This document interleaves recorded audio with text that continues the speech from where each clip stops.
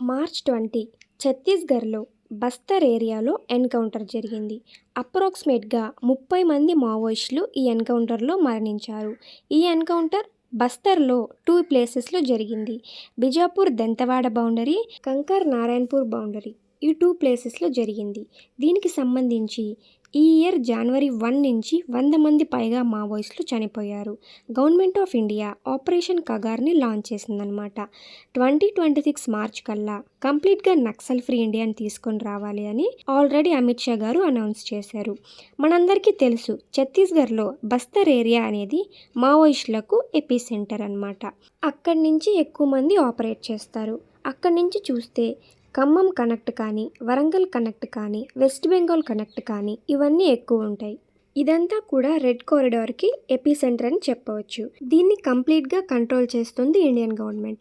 నక్సలైట్కి సంబంధించి వాళ్ళందరినీ సరెండర్ అవ్వమని చెప్పి గవర్నమెంట్ చాలా రకాల పాలసీస్ని తీసుకొని వస్తుంది. రీసెంట్గా ఛత్తీస్ గవర్నమెంట్ కూడా వాళ్ళు సరెండర్ అయినందుకు జల్ జీవన్ శ్రవంతిలో మెయిన్ స్ట్రీమ్లో కలిసేందుకు కొన్ని పాలసీస్ని చేసిందనమాట. వాళ్ళకి ఇన్సెంటివ్స్ని కూడా ఇచ్చింది. ఎవరైతే సరెండర్ కారో వాళ్ళపైన సివియర్ యాక్షన్స్, ఎవరైతే ఆయుధాలను నమ్ముతారో, ఎవరైతే వైలెన్స్ని క్రియేట్ చేస్తారో వాళ్ళపైన సివియర్ యాక్షన్స్ తీసుకోవాలి అని ఛత్తీస్గఢ్ గవర్నమెంట్, ఇండియన్ గవర్నమెంట్ భావిస్తుంది.